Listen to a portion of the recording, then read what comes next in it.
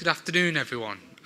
It's just hit 3 o'clock, so I think we've got most people here, and we'll make a start. So welcome to our first proper meeting of the Greater Manchester Combined Authority of Police and Crime Panel. My name is Councillor Tamor Tariq, and I'm the chair of the panel for this municipal year. Given that we're relatively new, and I know there's some people that were here at the last meeting, which was the first meeting, which was mainly the confirmation hearing for the Deputy Mayor. Given this is the first proper meeting, I thought it would be good if we went around the room just to remind ourselves as to who we all are and where we come from. So from my right, if we go around. Hello, I'm John Holden. I'm Assistant Director of Strategy and Research of the Combined Authority.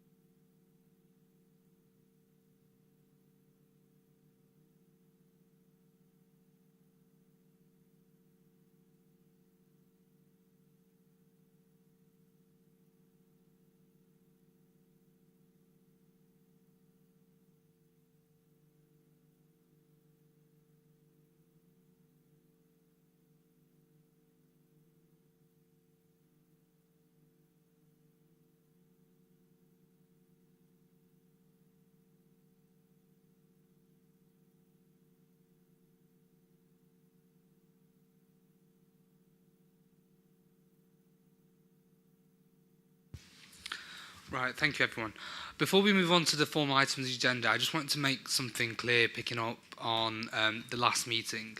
It's mainly for elected members really, just to remind you that this panel, the Greater Manchester Police and Crime Panel, is above party politics. And though we do come from different political parties, I want to make clear as chair that in our meetings, when we are sort of going through business, mentions of political parties or any politicians, championing one against another is not appropriate. That's just a reminder to all elected members that, just to respect that we all do come from different political parties and we do have different points of view. And we are here predominantly to hold the Deputy Mayor and the GMCA to account on police and crime business. So that's just something I want to pick up on from the last meeting. So item one, apologies. Councillor Ali, Councillor Kitchen, Diane Curry, Ian Hopkins and Eamon Boylan and Pat Jones Greenhalgh. Are there any other apologies that anybody's aware of? No? Okay. Items 2, declaration of interest. Are there any items that are due for discussion today that any member of the panel has an interest in? No? Okay. Item 3, minutes of the Police and Crime Panel, which was held on the 5th of June 2017. Would somebody like to move and second, or perhaps you all want to consider the minutes? Okay. Right. Okay. Thank you. Item 4, we'll be finished very soon. Item 4 is the rules of procedure for the Greater Manchester Police and Crime Panel. So this is very much about how we're sort of going to be governed and what the rules are around what we can do and what we can't do. So in place of Pat, can I ask Jeanette to lead on this, please? Thank you, Chair. As Councillor Tariq said, these are the GM Police and Crime Panel's proposed rules of procedure. They are set out in relation to the government regulations that govern how you are supposed to operate, and they also take into account the specific devolution arrangements that have been set up in Manchester. I'm not going to go through the 27 pages in detail, they're far too legal for me. Have got some legal colleagues with us if anybody's got any questions or comments, but we're happy to take questions, comments or any amendments people might like to take. Okay, are there any questions or comments?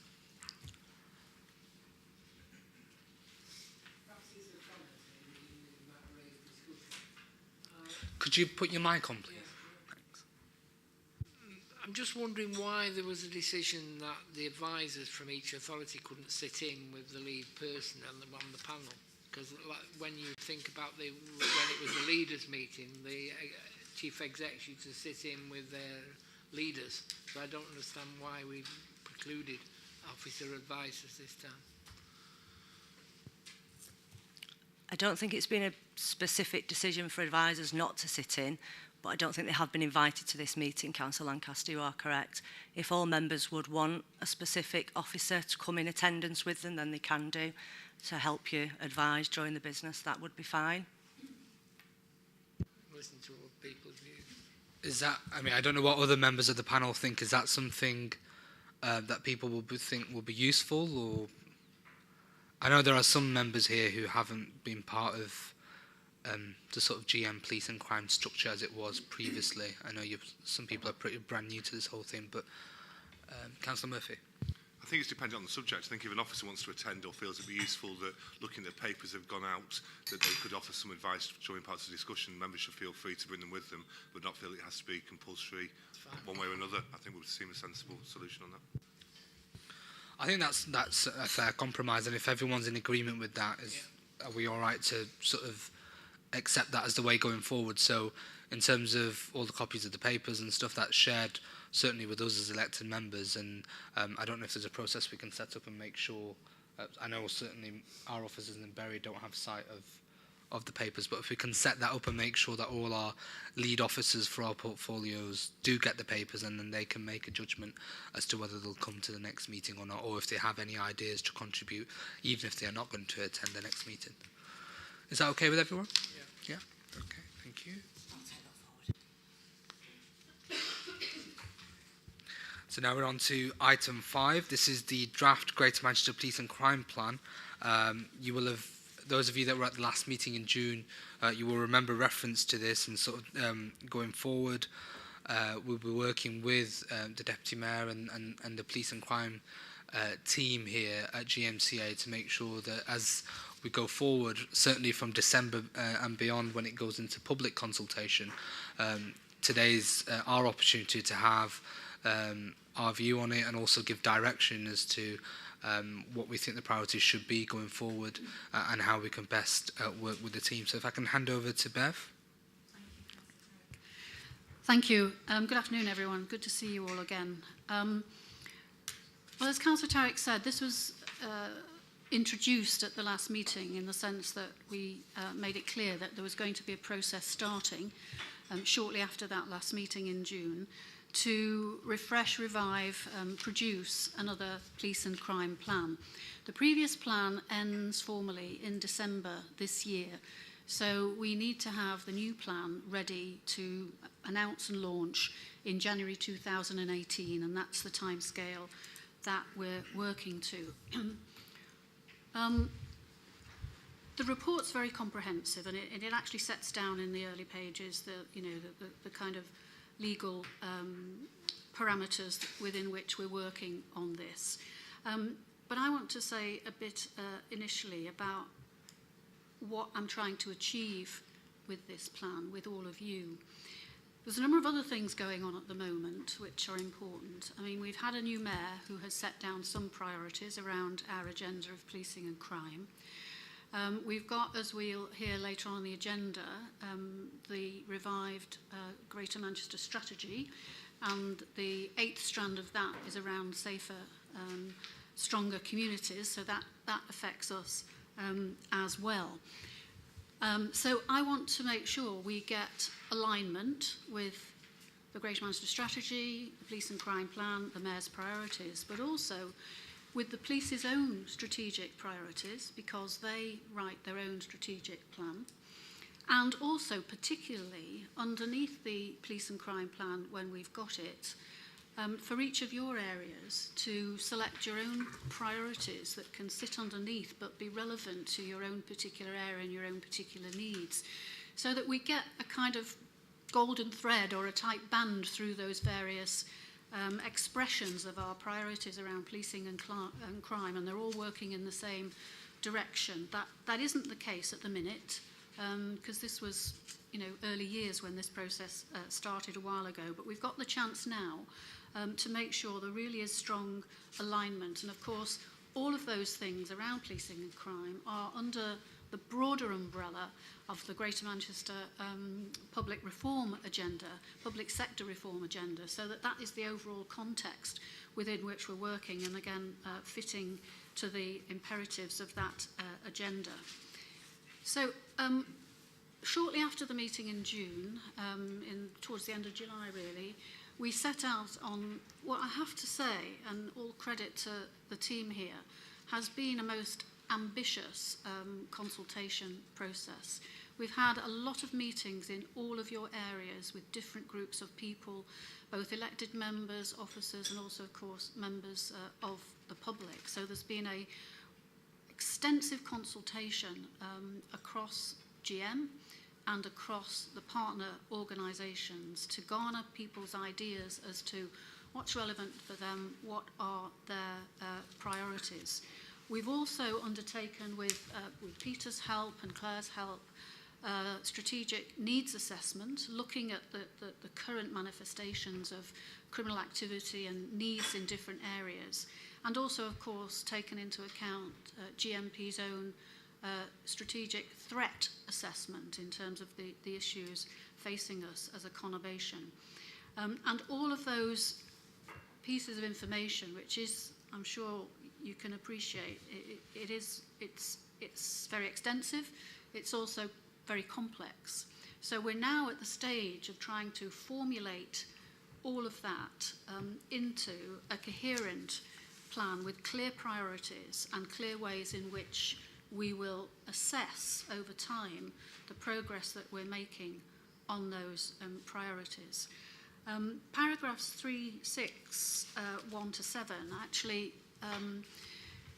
try to pull out of all of that some of the issues in groups of issues really that we have identified. One is the complexity of the needs of our people and our communities. We have, as you will know better than anybody, very diverse communities with very different characteristics, and that's a strength, but it's also a challenge in terms of how we meet the different needs of those people and communities. Secondly, vulnerability and safety, a key issue, obviously, for all of us and for many of those that we consulted with. Again, children and young people, victims and adults who have a variety of different needs and face vulnerability for a variety of different reasons. Many people, and I share this very strongly, also talked about the importance of trying to intervene early and prevent problems both occurring in the first place and escalating. So how do we actually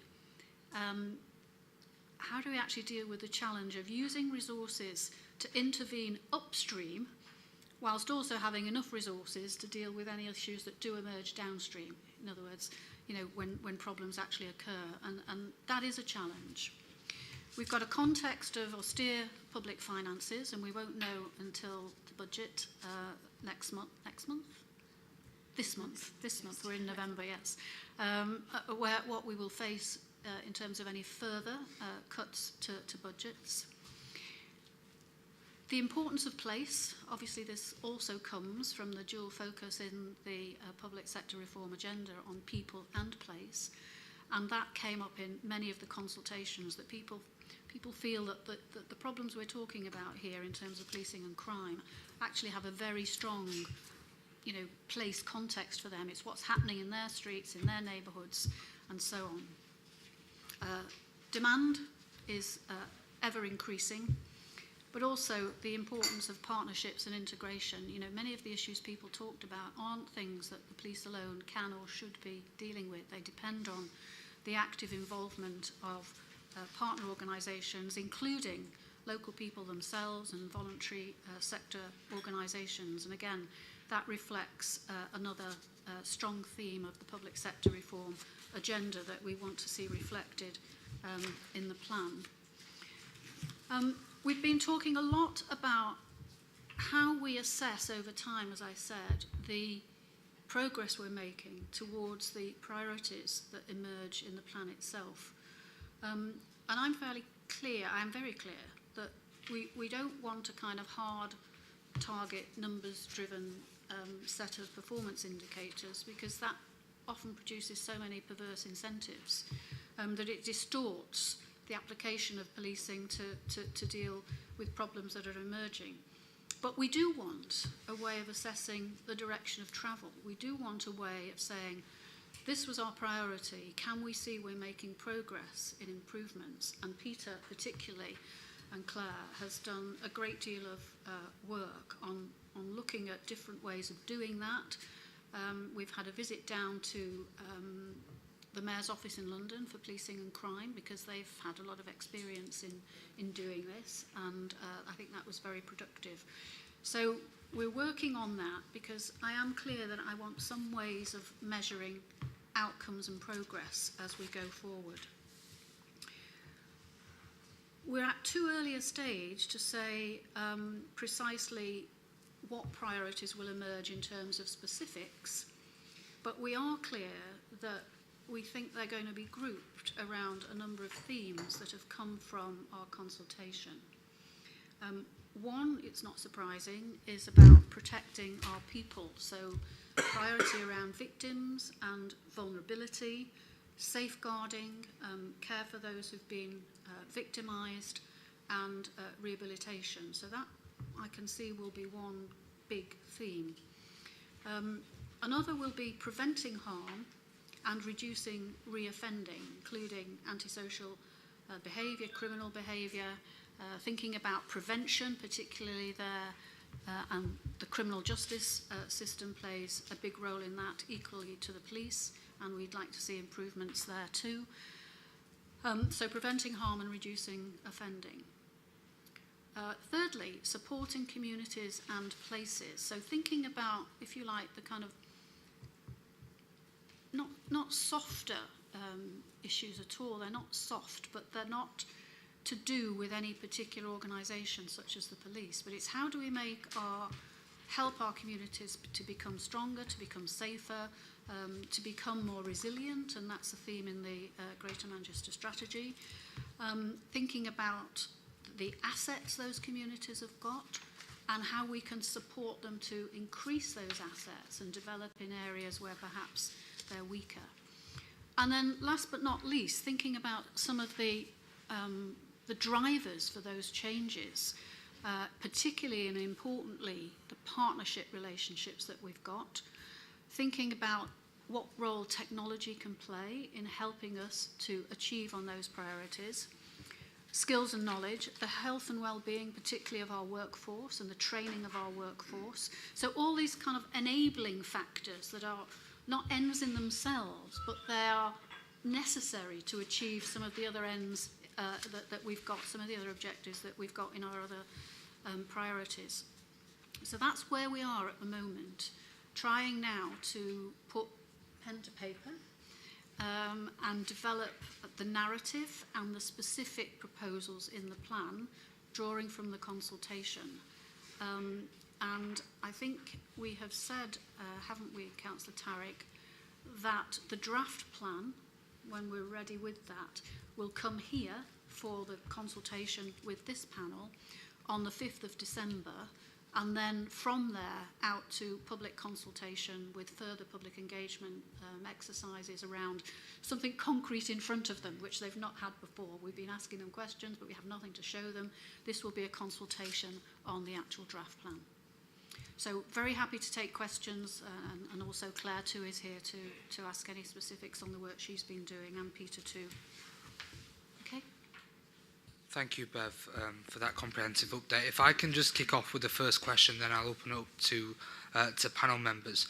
Just on the point, Bev, about going forward in terms of bringing the draft plan here to the panel in December and then going out to further public consultation, I just see it at a bit of a tight deadline because the 5th of December is our next meeting, which will be, we'll have a proposal in front of us, which will then go out to public engagement events, as I understand, and then the final the final plan will be presented to this panel in January 2018.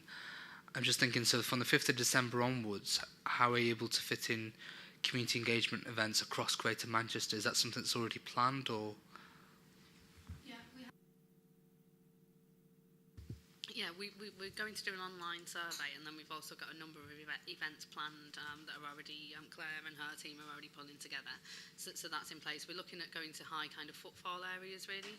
So, you know, maybe the train stations, the shopping centres, to try to get as many people as we can, because we understand, obviously, it's quite a short time scale, and being over Christmas, we were thinking maybe the shopping centres we'll still get a good impact. But we're going to publicise the online survey, and we're also talking to partners about them publicising it as well through their networks. So we'd be really grateful for all your help. Yeah, brilliant. I was just going to say that, so all our local authorities individually, where we've got engagement teams and sort of partnerships already existing, we can sort of help you distribute that message. Right, okay. Yeah, so if that's something that I guess we're all mindful of as well, given that we'll be presented with a draft on the 5th of December, and the current timetable for the final plan will be presented to us in January 2018. So that's something I think, you know, we've got to be, I mean, given where we are with these things have got to move quickly, because the current plan does run out in December. But if we can all help in our respective areas in getting the message out, working with our officers and our councils and our wider partners, and ensuring that the draft plan does reach as many people as possible, and that way we can ensure that across Greater Manchester we have a respectable coverage. So can I now open up to panel members for questions on what you've heard? Max, I'll take you, and then... Yeah, thank you, Chair. Deputy Mayor, can I congratulate you on thinking about the quality impact assessment and development of it, because it's the first time I've come across where, in the Public Services Chair, to be honest with you, is something that gets neglected. I think it's a very important piece of work, because it brings in our vulnerable community groups, those who often need the help and the support of the police service and the others. So anything that I can do as an independent member with regards to helping and enabling that to happen effectively, then I'm happy to do so. I'm sure Diana Curry, my colleague, will also offer that assistance as well. My only other suggestion would be, Chair, is that I think it'd be really great if we can have an ongoing dialogue and engagement with the vulnerable groups under the equality legislation analysis. Because once and for all, I think it'll be important that it's not a one-off that we engage with people just because we have to, because the legislation says so. And I'm not proposing you saying that, Deputy Mayor. But my plea would be is that actually we need to have some sort of a 3-year plan, or a plan for 2 years at least, in the sense of saying, how do we actually intelligently go into the communities within boroughs to ensure that we are feeding back on a regular basis, as well as gathering the pulse of the communities, those who are vulnerable, such as the learning disabilities, you know, the elderly people and BMEs and so forth. So I include all them, including the mental health people and homeless and so forth from that analysis. So I hope it's not a one-off in the sense of we just done the quality analysis and we've done it into the plan, but I'm really sort of suggesting that we have some sort of an ongoing, continuous plan of engagement with the vulnerable groups who can. And the other second plea I would make is that some of the most vulnerable, particularly the elderly, the sort of articulate, cannot use their website or emails or the others. I know it's very popular with professionals, and I'm one of them, who use emails and Twitter and everything else to seek the views of members of the public. But we do leave out a large section of the community who don't use IT and technology. So I would suggest face-to-face workshops. I know that takes time, but if you're really going to have meaningful engagement with the vulnerable, then I think the workshop face-to-face actually is a good way of doing that. And as I said, Chair, I'm quite happy to assist in that and use some experience and the networks that I have in Greater Manchester. I'm sure Dinah will do the same. Thank you, Max. Bev or Claire? Thank you. I'll just reply first. Thank you very much for that recognition on the quality impact assessment. It is in development. I feel it's a very important part of this process. And I think, you know, your point about this not being a one-off is very well made. I think we're going to have some conversations about how we periodically ask all the communities, really, about their experience of the progress we might think we're making. And clearly, the panel has a role here in helping us to do that periodically. So I will take that away as part of that thought. Thank you. So really grateful for that, Maksud, and I know we're meeting in the next couple of weeks, so actually it might be worth us picking that up there. But yeah, I'd be really grateful for your thoughts on how we do that 2-year plan. Thanks. Thank you. Councillor Lancaster? Mine's 2 brief questions. One, we are not aware what the feedback has been from other authorities. We're only aware of what some of the feedback came from our individual authorities. Is there any gaps which have been noticeable by the consultation which need to be filled? And what's the process of actually trying to fill the gaps of consultation where it exists, if it does exist? And the second part, which is more the way we work and the way the future plan is going to look, I'm glad to see that you looked to the Mayor of London about what they've actually done, but what will we do to look at best practice across other areas as well as part of the plan? Because I think it's crucial that we don't always know what's going on even in our own authority areas of some good practices which we could learn from. I'll just start off. We've been mindful of where gaps might fall right throughout this process, Councillor Lancaster, because we were asking each local area to tell us what was a priority for them. And we were mindful of the fact that, and that's what they gave us, and that's fine, that's what we asked for. But we were mindful of the fact that that might not cover all of the sometimes very serious issues that the public may not often see in terms of serious and organised crime, for instance, and those kinds of issues, that if it's not affecting their community, we wouldn't be getting any feedback on it. And that's why we also covered in the consultation, obviously, conversations with the police themselves, with other partner organisations, so that across the piece, we think we have a complete picture, but we've been mindful of looking for gaps as we go along. I mentioned the Mayor of London particularly in relation to when I was talking about outcomes and how to get some valid ways of assessing progress that aren't reduced to tick boxes and numbers, because they've done more work on that than any other area. But in fact, for the generality of issues and indeed the process, we've looked right across at different areas and the way they've approached the police and crime plan, and also the kind of plan they've produced. There's great variability, I have to say. I've read enough of them now to see that very clearly. But where we've seen good practice in other parts of the country, we have drawn on it. It's not just from London. Councillor Murphy. Thanks, Chair. And I think thanks to the report for pulling together something so comprehensive but so succinct has been really powerful. I think it's really useful, particularly out the way of linking the manifesto commitments that I think we're all hearing out in the streets in all of our boroughs and cities with how we're actually going to develop that into a crime plan.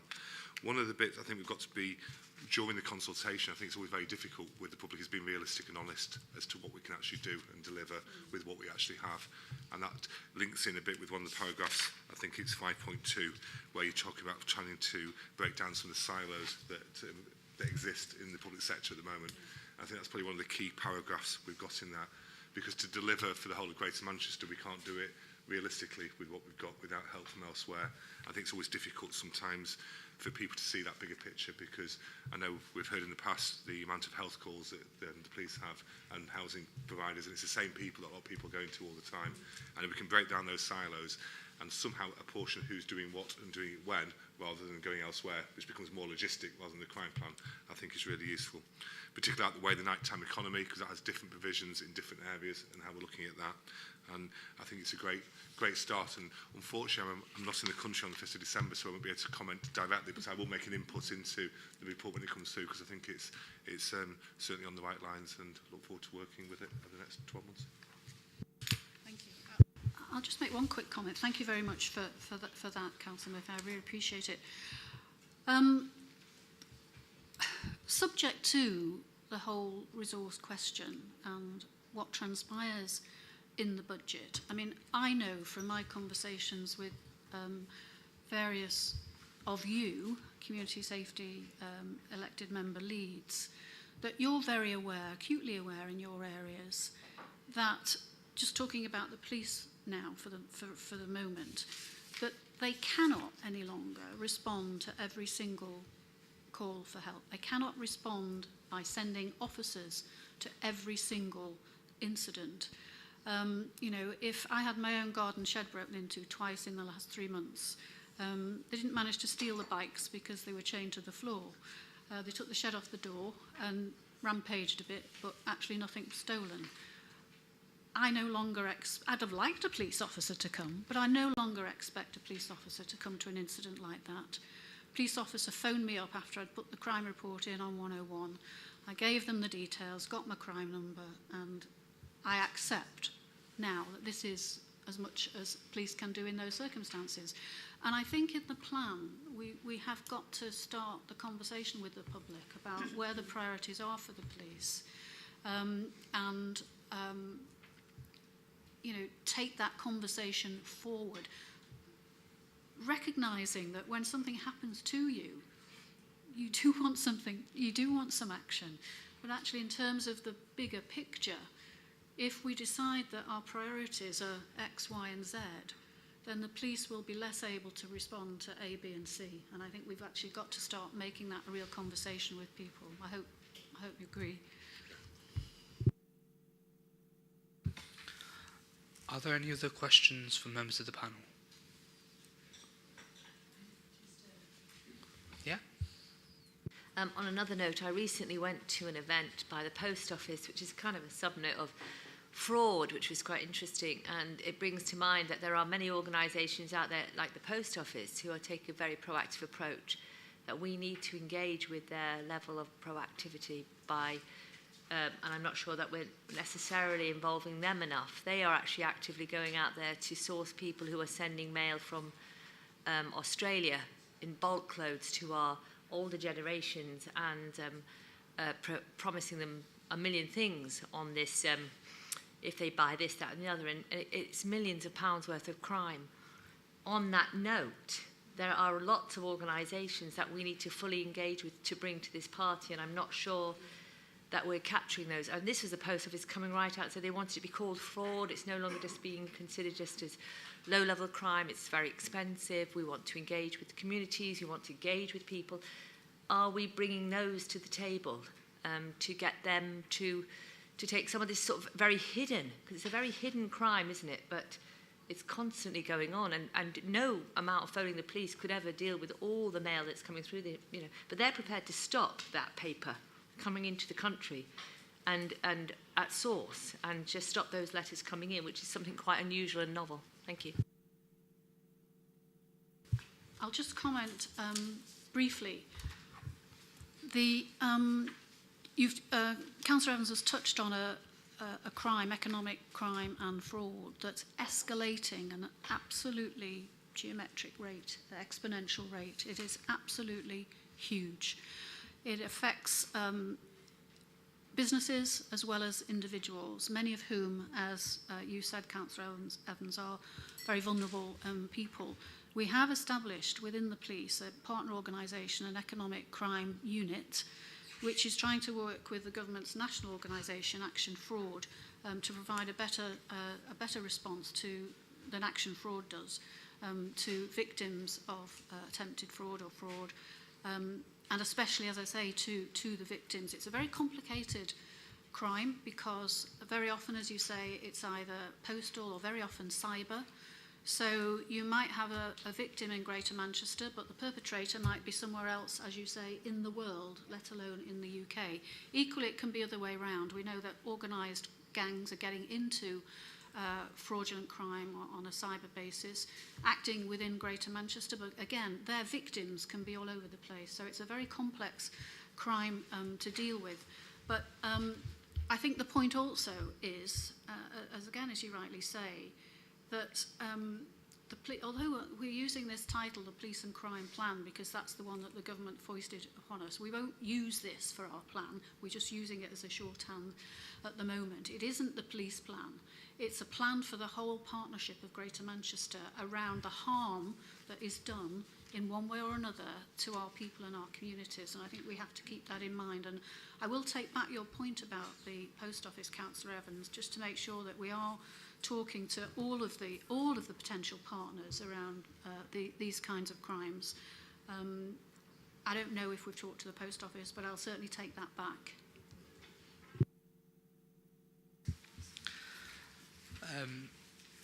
Bev, we've got a question here on behalf of a colleague who can't be here, Councillor Ali from Rochdale, and I just want to make sure that I asked a question on his behalf, and it relates to, I'm sure it's an issue you'll be familiar with, it relates to the non-emergency 101 number.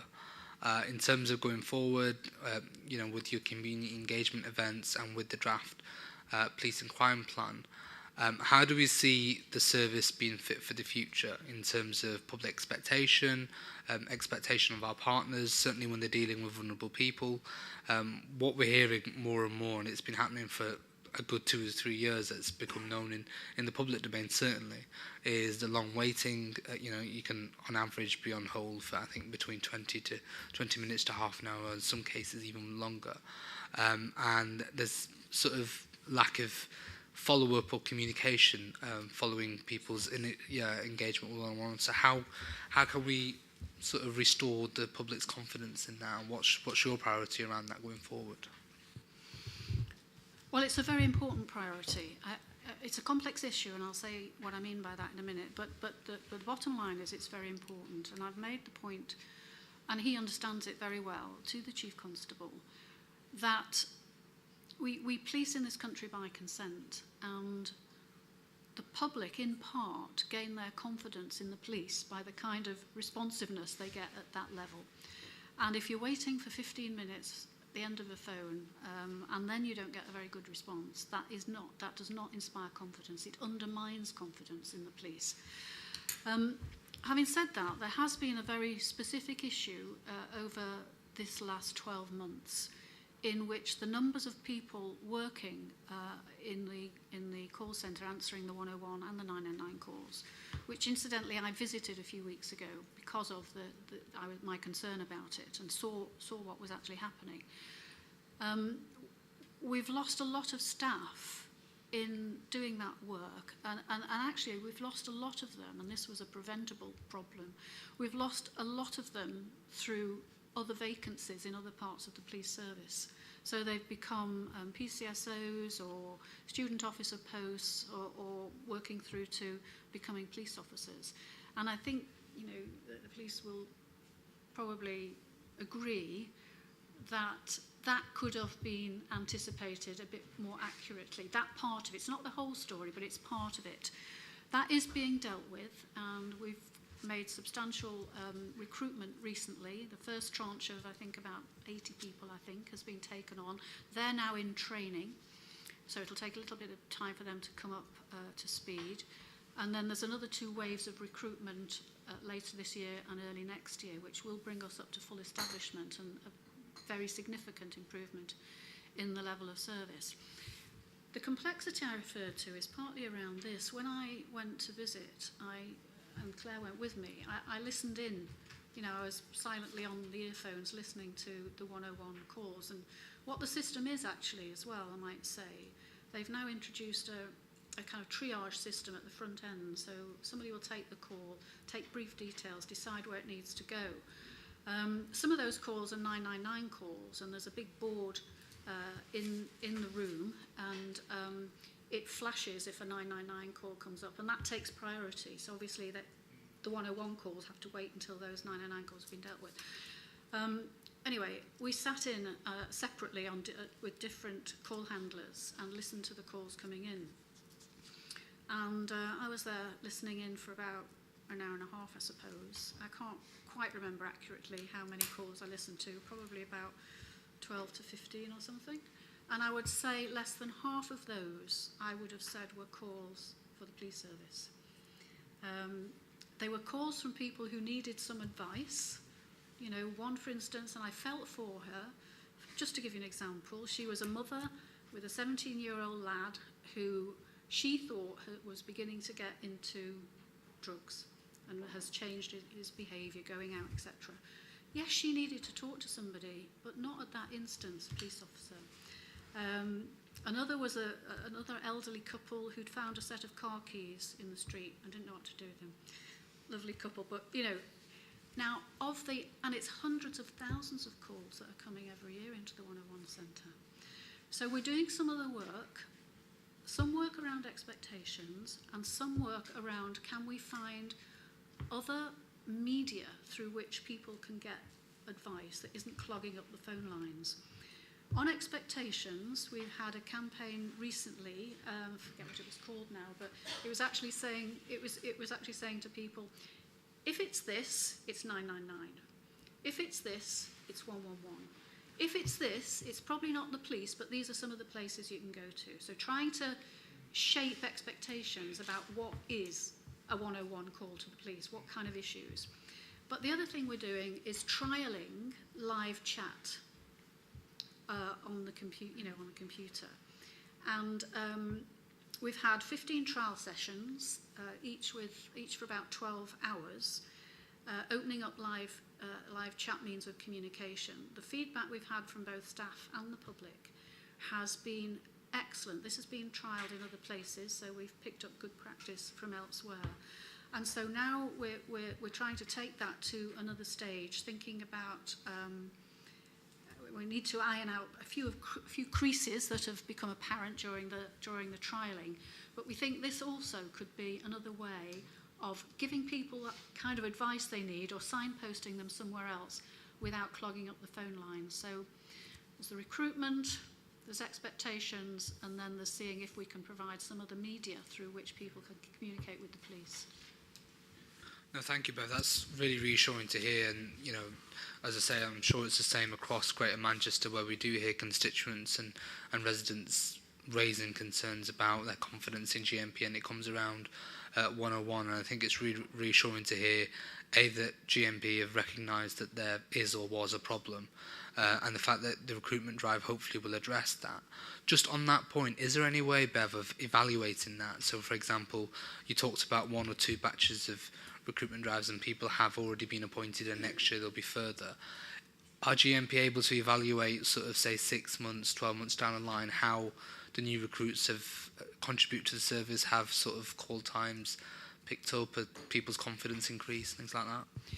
Well, I think what we'll continue to do is to monitor, and this is done weekly, to monitor some of the outcome figures that we look at in terms of the time for a 999 call, time for a 101 call to be answered, and response and so on. Because the other end of this process is when a call, does demand a response, and the call goes to the people not sitting in police cars, but to police stations for people to come out, for police officers to come out, and that needs strengthening too. So what we would expect to see is an improvement in those outcome measures over time, as these people get trained and more come into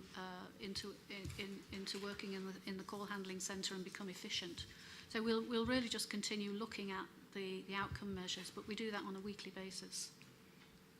It is being very closely monitored because it is a priority for everybody. Yeah, no, that's really good to hear. I mean, just to finish on that point, I think certainly the point you made about members of the public, it's a very key one, and it's the same applies in all sorts of services where there needs to be that sort of where we're informing members of the public about expectations, about why they should call 101, what sort of calls are dealt with, and I think that's something perhaps within local authorities and elected members, and through the approaches that we have, we can perhaps take that message back as well, that actually 101 is only for certain types of incidents or crimes, and perhaps people can be a bit more sort of thoughtful before they make a call as to think which agency or which service that they actually need. So that's a key point. I think it's a two-way process where GMP acknowledge that there has been a gap, but also public perception and expectation as well. So. I perhaps just would like to put on record, because both Claire and I separately were really impressed with the call handlers that we listened. I know we were listening in, but I mean, my impression was, this is how they work. It's not an easy job. The call centre itself is in the old police headquarters. It's not an unpleasant room, but it's a room with quite a low ceiling. It's a huge room, open plan. It's not, it's not a very light, airy environment. People are at desks with headphones on for periods of time. and yet their courtesy and their response to the elderly couple found the keys, etc., was really exemplary. Honestly, it was excellent, and I think they should be commended for that, because it's not the easiest of work. Councillor Wilde. Thank you, and thank you for allowing me to contribute to this discussion. It is a point of real concern for our communities, and in fact, in my local authority, we had a motion at our last full council meeting regarding this subject. And I do understand that, actually there are times when, we do need to speak to somebody, and which is why the access to 101 is so important, because there are times when you do need to speak. But I think, as we've already said this afternoon, there are times when I think our expectations are that we know we need to go through a process of actually recording and getting a, I think it's called a log number or something, to record that something has happened. That enables a piece of work to then proceed, while still ensuring that, whatever's happened has been recorded. And I was really, grateful to actually get your views about the different access channels, because I think one of the discussions, rightly so, is about how we access via 101. But certainly for other opportunities, there may be other access channels that may be far more, sort of appropriate at different times of the day when people may be able to use. We've already talked about, sort of IT. And I just wonder if there are opportunities that, whilst we're talking about how we access 101, we also recognise that there are other mechanisms that we, as communities, would want to be able to access and actually record whatever's happened and go through a process, as I think you gave a really good example. And that actually exploring all those access channels is really important at this time. I should have perhaps said, because I was concentrating on telling you what we can do now. So the live chat has been trialled, the campaign about expectations has gone on, we're recruiting. All of that is being done now. But the really transformational opportunity should actually start next year, because for the last 3 years, I think it's 3, the Greater Manchester Police have been in the process of installing is too small a word for this, but actually moving to a completely different IT system. I mean, that will transform the experience at the call handling point of contact with the public. It will enable connectivity between sections of the service in all kinds of different ways, but it will also allow us to do exactly what you're saying, which is use the new technology to open up different channels of access for the public. So you're right, if you just need to report something, you need a log number, then you should be able to do that online. You don't actually need to speak to somebody, and we're going to open up a channel for people to do that in those circumstances. And look at all the opportunities that the technology gives us for opening up channels of communication, which again will relieve the pressure for those people who really do need to speak to a police officer. And some of the calls we heard, they really did need to speak to. There was one call from a young woman who was looking across the street, and a gang of lads in hoodies and so on with what looked like a gun was over the road. And fortunately, I heard the handler get in touch immediately with some cops nearby who came along. Now that is a real 101 number, if not a 999 number. So if we can create enough access channels and help people to go to the best one for them, then I think we will see a great improvement in the service. Councillor Lancaster. This may seem a daft suggestion or a way of looking, but I'm going to ask the question in my own authority on this. It just struck me when we talked about the 101. How many calls are we going to our own local authority and housing associations, emergency numbers, are actually police matters, and how will we handle them? Are we handling by just saying ring 101, or are we giving advice, well, we'll get a reaction X in a week or 2 days' time? But if it's an emergency, yes, give them the 101 number. I don't know. I may be wrong, But it seems to me if there is a call centre with the police where people are using it for wrong purposes, then likewise probably in the emergency services at local authority, similar things are happening. Maybe. Like you, Councillor Lancaster, I have no idea, but I think your overall assumption is probably right, that, you know, people probably use all kinds of helplines, in quotes, inappropriately, not just the police. I don't know whether we're getting more of your calls or you're getting more of our calls, but I think it's obviously it's helpful for the public if we can signpost them accurately so that they're only making one call and they're getting to the right place first time. That's the thing, isn't it? Okay, I'm just conscious of time. Are there any other comments or questions on this item? Yeah, Councillor Evans? Really, it was just to, on the note of, obviously people do a lot on Twitter and Facebook.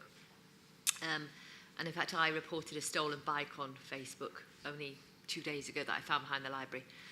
And that's great. But I do think the only thing that really matters about your shed that gets broken into, or something that happens to me, or anybody that has it, is that they feel that they've had the experience. So I don't mind booking on and logging my problem.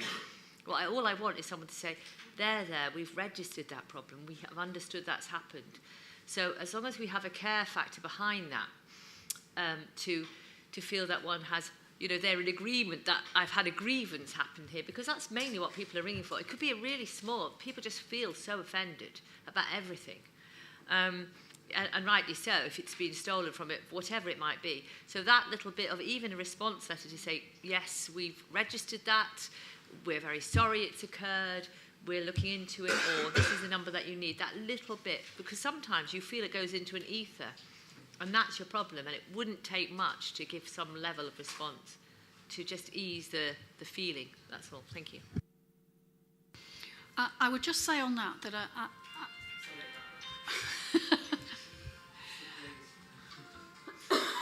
I'd just say on that 2 quick points. One is that this probably goes back in a way to priorities, and probably I'm not sure that is possible for everybody. But I will say, secondly, and very importantly, that the police do recognise, I mean, this has been one of the big transformations under Tony Lloyd, to be honest, is the focus on victims and vulnerability.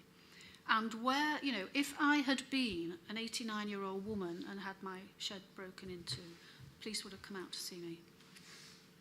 And they're recognising vulnerability as a factor in graduating their response. It's not just the crime, it's the victim and their vulnerability. So I can say, Councillor Evans, that I think for those people whom the police can recognise as having more vulnerability, even if it's a relatively minor crime in the scheme of things, will get a qualitatively different response from the police, because that's part of the way they assess the whole situation now.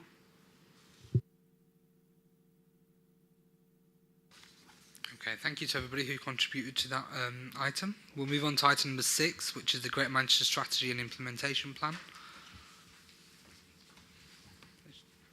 Is it Beverly? Or? I'll just briefly introduce it, because John, who's very kindly come along for this, is much more steeped in this whole process and the whole of the strategy, which went to the the strategy went in principle to the Combined Authority meeting last month, and the implementation plan on the back of the strategy went this month for endorsement, and we actually launched the whole of the strategy. I don't know if any of you were here at the Lowry on last Friday at the end of the Combined Authority meeting.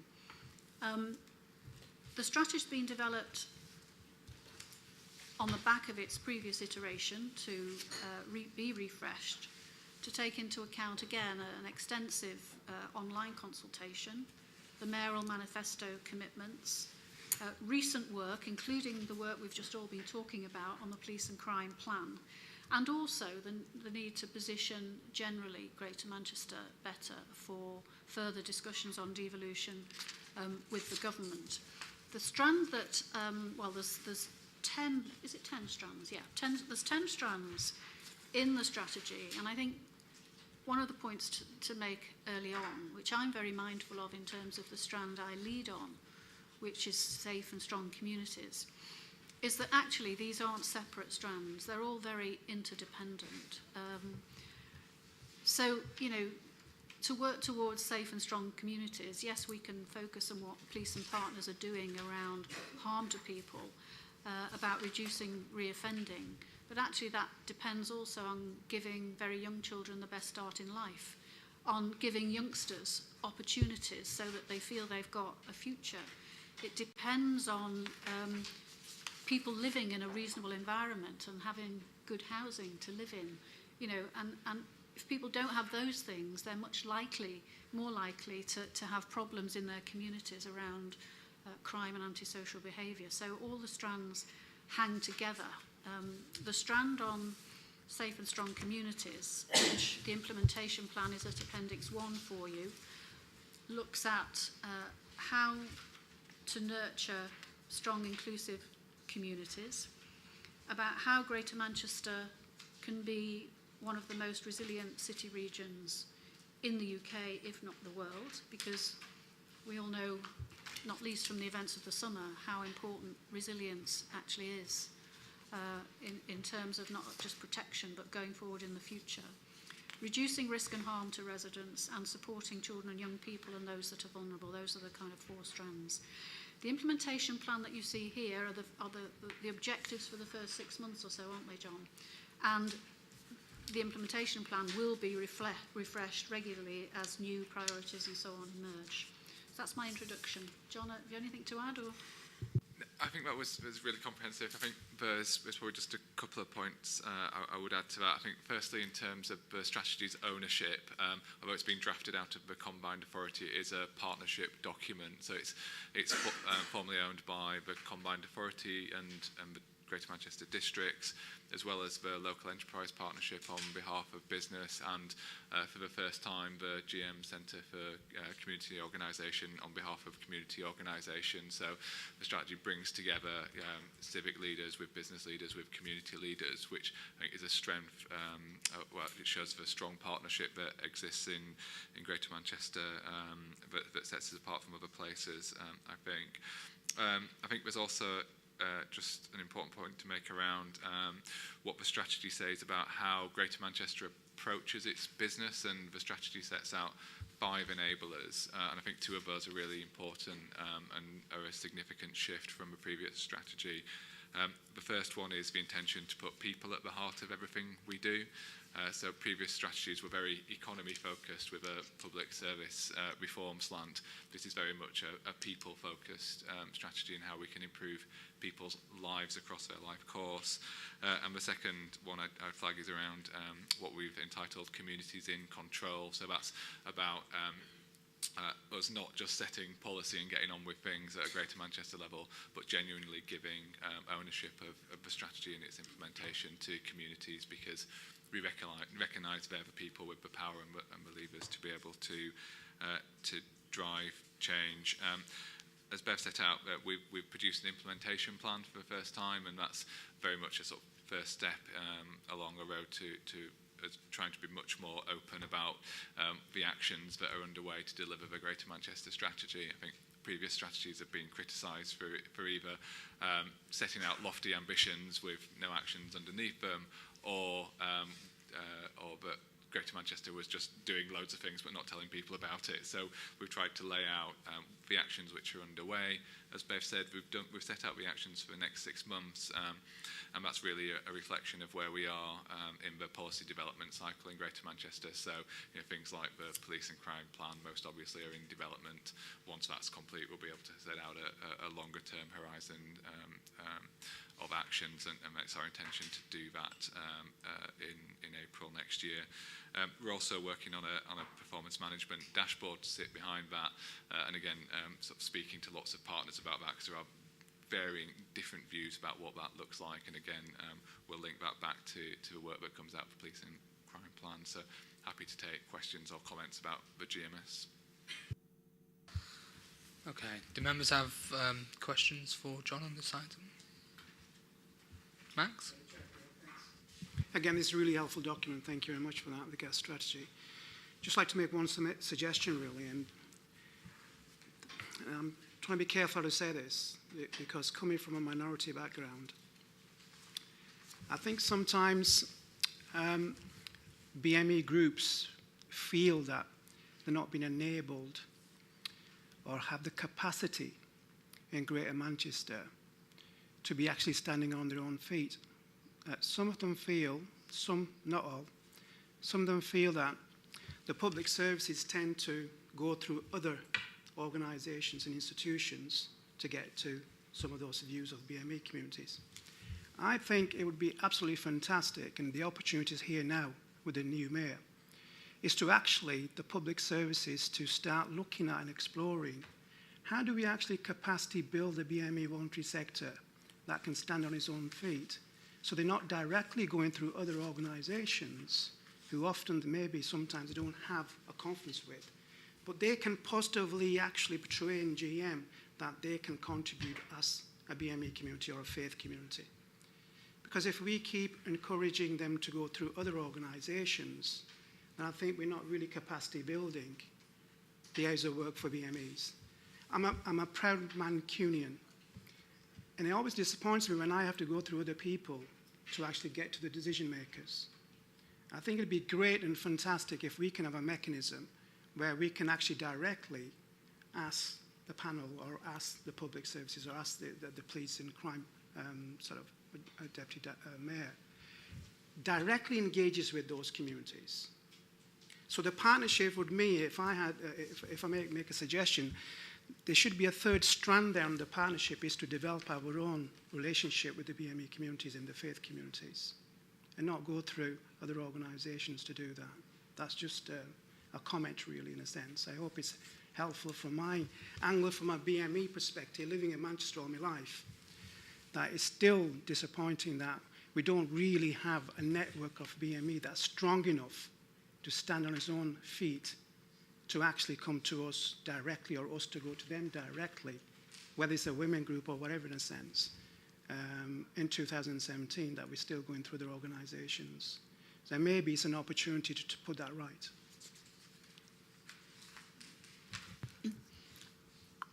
I need to explore a bit, I think, what you mean by that, because I mean, I and Andy, the mayor, and other people within the Combined Authority and people around this table in their own communities do have meetings from people from BME backgrounds all the time.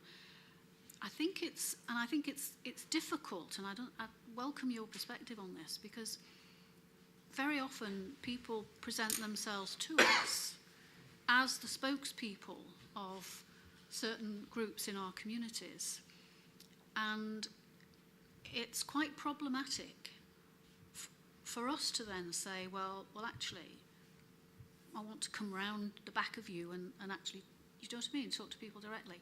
I think one issue that I feel strongly about is, in this regard, is that in some communities, the people you end up speaking to from minority backgrounds are often men. It's very hard, if you just speak to spokespeople, to speak to women or to speak to young people, because they're not presented as the spokespeople. So that's something that I'm very conscious of, and I know Andy is too. So we're alive to that issue. But can you see that as well, that it's problematic for us to question? Absolutely. I do see that. Who puts themselves forward Absolutely, as representatives? And that's why, sorry to interrupt, and that's why I'm suggesting that I think we need to explore, and it may not happen, but I think truly if we get around the table, not in this meeting, obviously, in a sense, to actually look at saying, how can we give the women the voice that are voiceless? How do we actually do that? Not go through community leaders or so-called community. I don't believe in community leaders. I believe in elected members who have been elected by the members of the public. I believe in that leadership, but I do not believe in community leadership, because there's no such thing as community leadership from my perspective. And I think we use that advantageously, because it suits us sometimes, because we can say we've been to a community leader, we've had that. And that's what I'm saying. What I'm suggesting is that maybe an exploration from a white piece of paper to say, how do we get the voice heard through a network within GM? So they're not going through other organizations which, I don't want to mention any names because I think it's unfair to mention some of the names that you mentioned in there. But I would have thought that actually those groups that you mentioned in there as a partnership, they would have no confidence in those after. It's how do we start from scratch and build up a network of women, you know, whatever background, BME background they are, for that's sustainable. So there's a voice that we go to the BME network and not through individual community leaders, whether they're faith leaders, because that's keeping us down as BME groups. You're not hearing the true voice of the people that comes up personally, I think. And it is a role for us. It is a role for the strategy.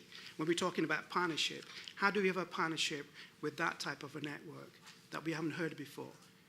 Whether it's African Caribbean women, whether it's women with learning disabilities, or Asian women, or Muslim women, or Sikh women. I think we need to give that a bit of a debate. We mustn't go through the easy route of other organizations that are already there and assume that they're doing that.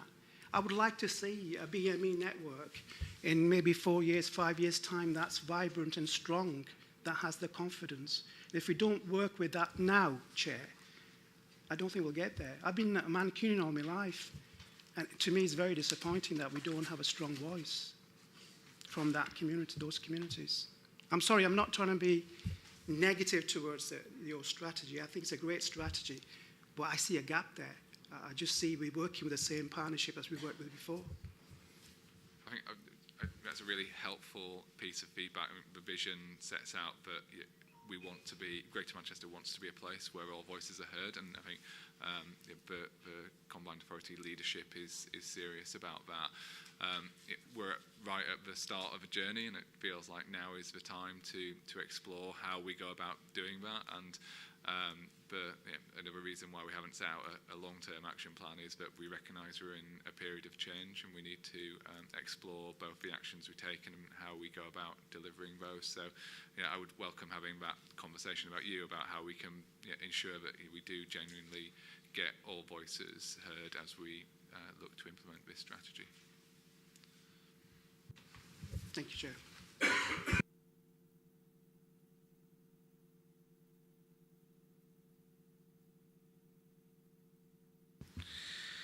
Okay, so thank you for that, Bev and John. Okay, so item number 7 is the initial consideration of the Mayor's 2017 to 2018 precept proposals.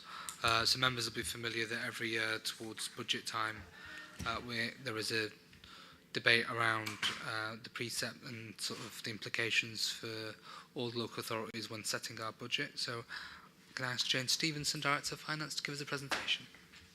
Thank you, Chair.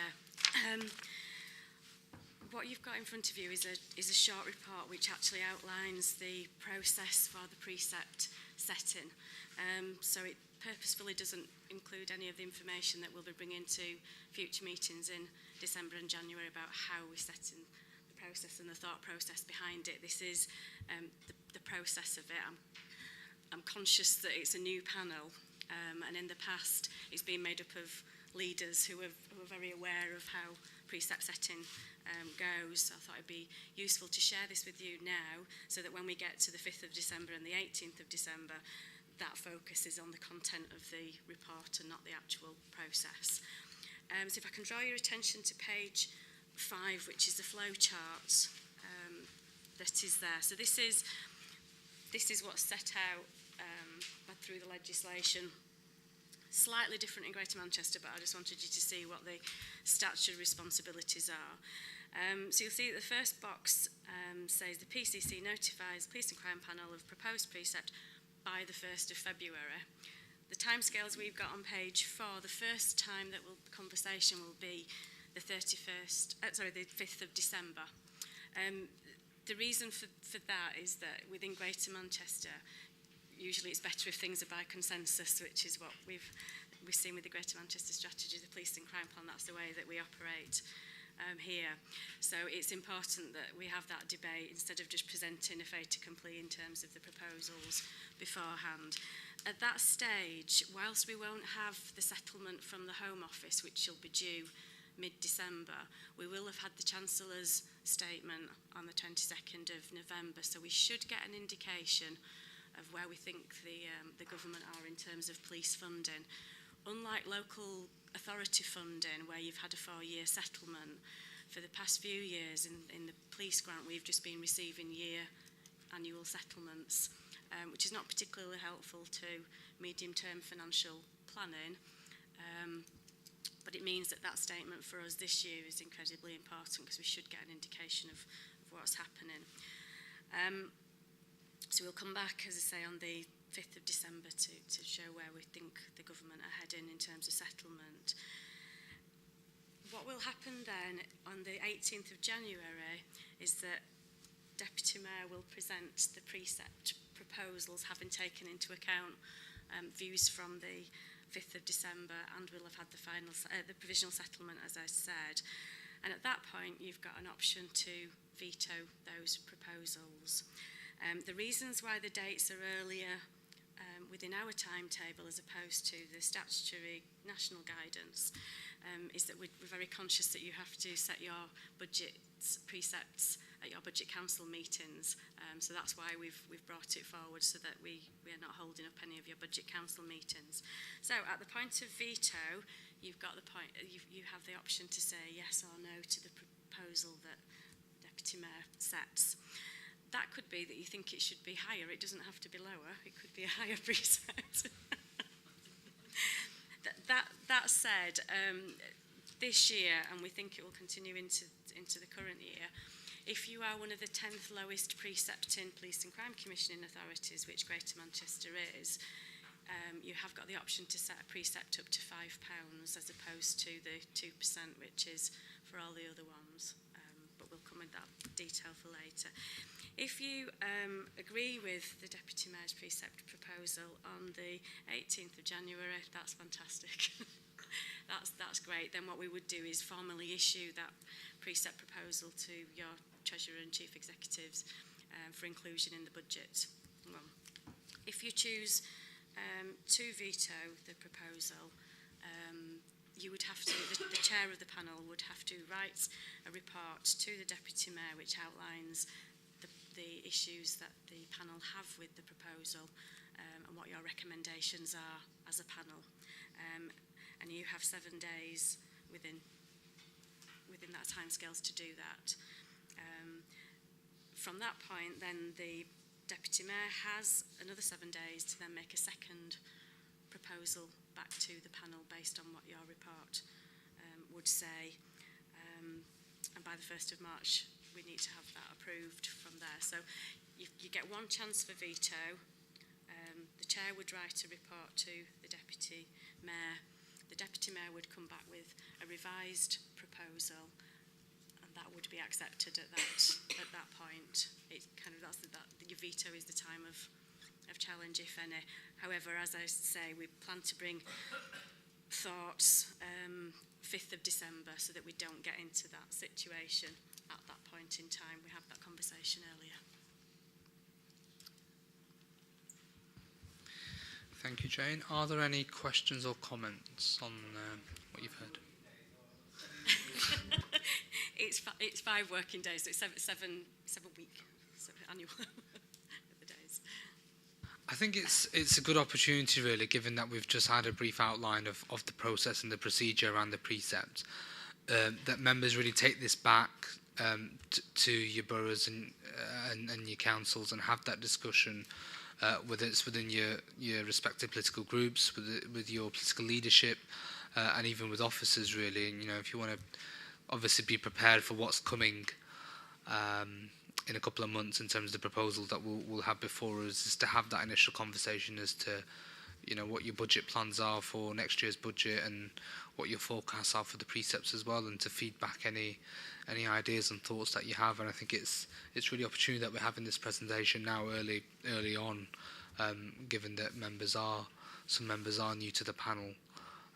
So yeah, if you want to take this back and and have that discussion about the precepts. So, you know, those of you that are not aware of the process, you know that it's something that will feed into your overall budget, and it's something that will be coming to this panel in a couple of months. So it's just something to be aware of.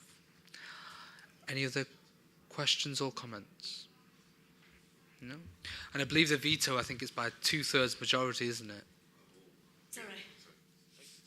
The veto is 2/3 majority of this panel, yeah. So that's something at our disposal. I think it might also be worth adding it's the panel members.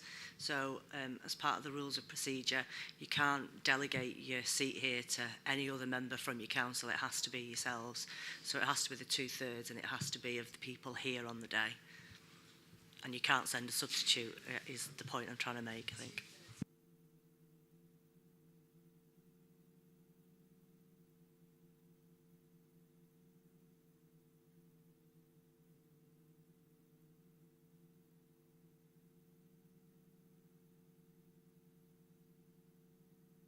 Okay, thank you, Jane, for that. So we'll move on to item number 8, which is the Greater Manchester Police and Crime Lead and Steering Group Terms of Reference. Jeanette.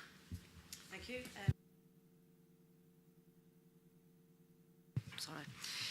On behalf of Pat Jones Greenhouse, I'm presenting this report to you.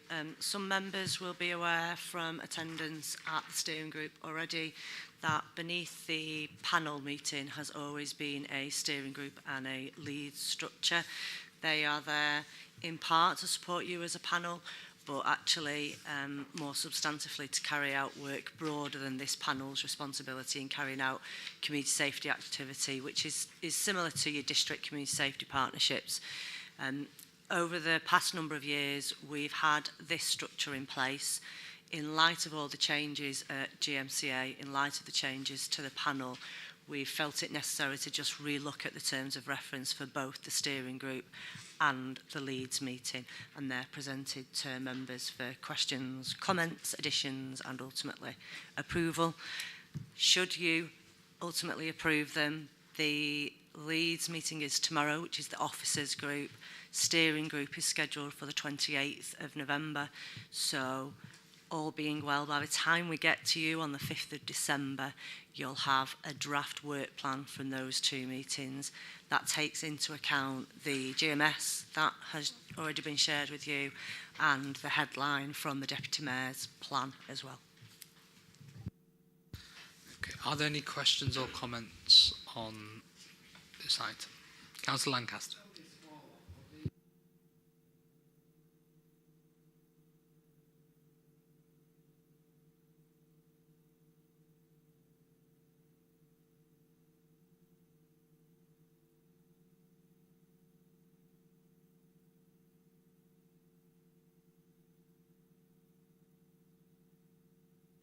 I will amend that, Councillor Lancaster. Thank you for noting.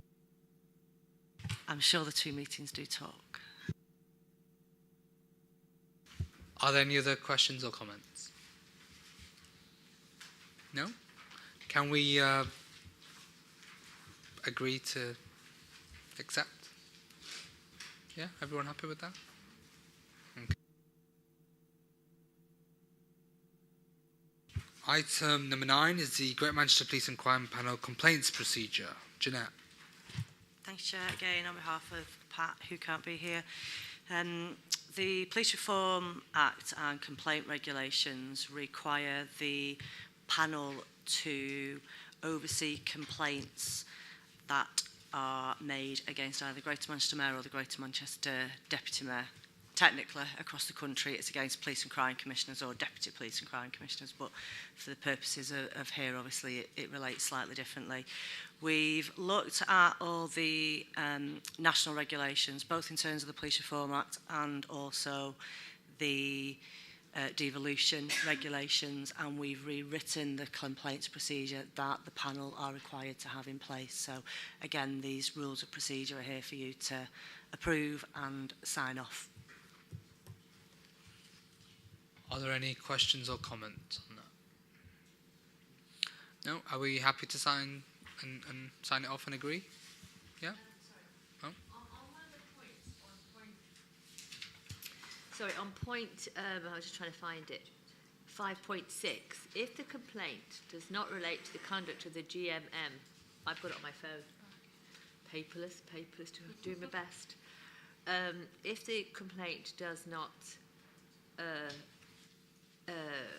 relate to the conduct of the GMM or GM whatever, it will be referred to the appropriate body as referred in section 3.2.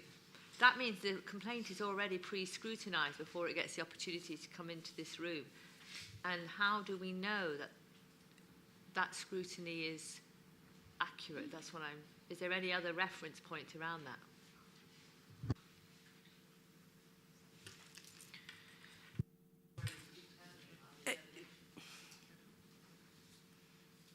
No. I appreciate the point you're making. It's already being scrutinised by somebody else. Yes, by the lead chief executive, or on a threshold basis, if it's clear to do so. There's no other way around the regulations, I don't suppose. We can take that back and have a further look at it for you. I just think it raises, do I like the look of that complaint? No, I don't. Opportunity, which sounds, I know, very small-minded, but actually is in itself, if it sat between a body of 3 or 4 people beforehand, not just down to one, it would be better than just one person saying, actually, that doesn't need to go to them. I think that's, in itself, not fair on the person who's made the complaint. But that's, you know, just a point maybe to raise. Thank you. I think there is the potential for that to happen, and I understand what you're saying. They are few and far between. They are usually very clear that they aren't matters related. I guess what that 3.2 is trying to do is exclude matters that are not relevant to this complaints procedure. So we don't have jurisdiction to investigate complaints around the Chief Constable, for example. Or if it was a very serious matter, it would go to the IPCC. Again, that's outside of the purview of this panel. So 3.2 is just trying to exclude those items and make a point of saying we don't have jurisdiction over everything in the complaints regulation. But I do get your point that because it's one person, it could be open to interpretation. Chair, I'm just wondering whether is there any role for the independent members to play in this regards to it? I'm not looking for a job in the sense regards to complaints, but I'm thinking, you know, is there a role for the independents? If you have 2 independent members on this panel, is there a role for that? There may not be. I don't know. I'm not really gone into the detail of it. Thanks. Could I just ask for information? Have there been any changes in this procedure that's being put before this panel to that which pertained when Tony was PCC, or are they the same? No, there have been changes. Complaints against the Mayor will now be determined in accordance with the Code of Conduct of the GMCA, whereas complaints against Tony used to come through this process. Complaints against yourself will come through this process. So this is just about complaints, really, about against you. Yeah, well, that's why I asked the question, because I interpreted it in that way, that this would apply to me in my role as Deputy Mayor, Greater Manchester Police and Crime. So, limited to that, complaints against this post holder, me, is there any changes? Have there been any changes in what's here compared to what applied to Tony? No, not in relation to yourself, no.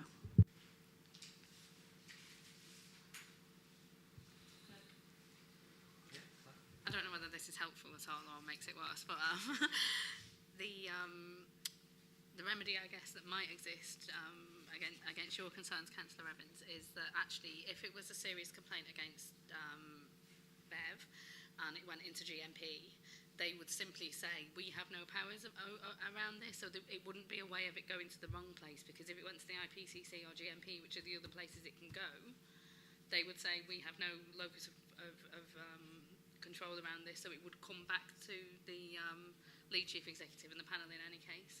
So I think that loop does exist where it couldn't just kind of fall into the wrong hands. Thanks.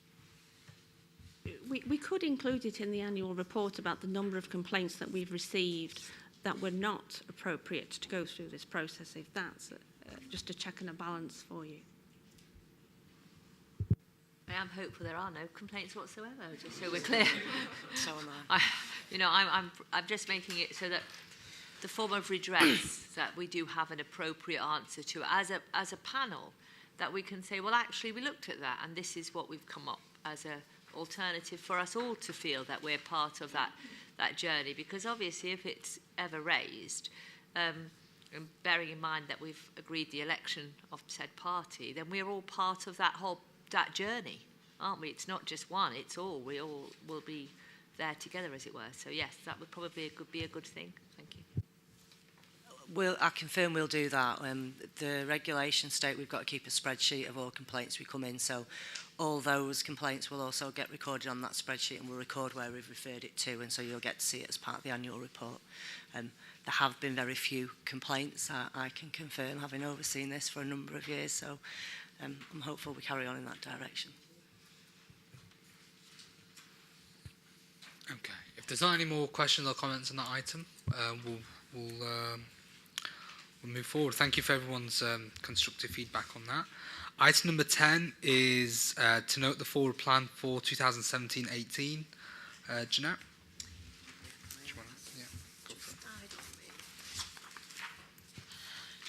Thanks, Chair. Again, on behalf of Pat, through the old panel arrangements and through the new panel arrangements, if you'll allow us, we tend to bring to you a forward plan to every meeting so you can get an understanding of the items that are going to be coming to you over your next municipal year. So the said forward plan is the first iteration of that for the rest of this municipal year. In terms of how we've developed this current forward plan, it's been informed first and foremost by the regulations, i.e. what it says you have to receive, so the precepts, the police and crime plan, the complaints, the annual complaints report. And then further than that, we've had a conversation with both the chair of the panel and the deputy mayor in terms of the items that they would both like to see on the forward plan. And that's what's presented to you as your first iteration of your forward plan. It is here for you to approve in terms of those items you'd like to see coming to you, but also in terms of additions or comments, in terms of if there are any future items you want to go onto it. This isn't a fait accompli. You can add further agendas, and you can do that either here or more practically if you want time to go away and think about that. If things are coming up, you can do that direct to the chair of the panel or to myself as well.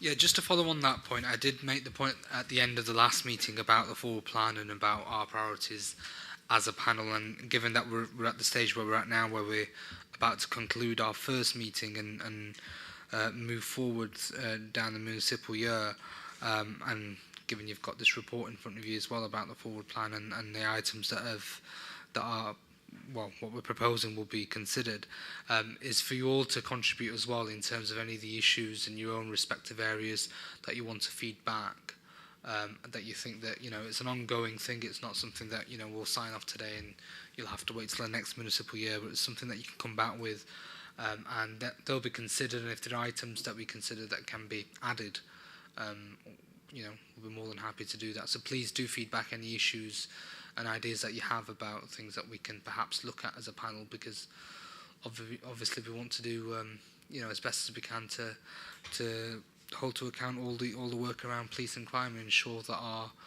our areas and Greater Manchester as a whole is getting the best service possible. So please do feed back any ideas that you have.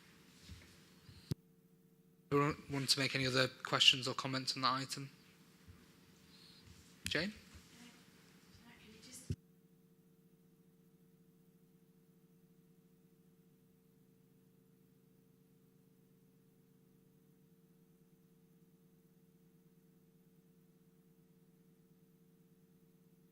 Thanks, Jane. Okay, so that item is, we'll conclude on that item, and that brings us to the end of the meeting ahead of time.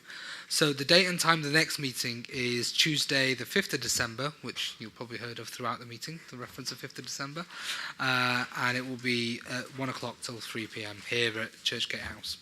Thank you, everybody.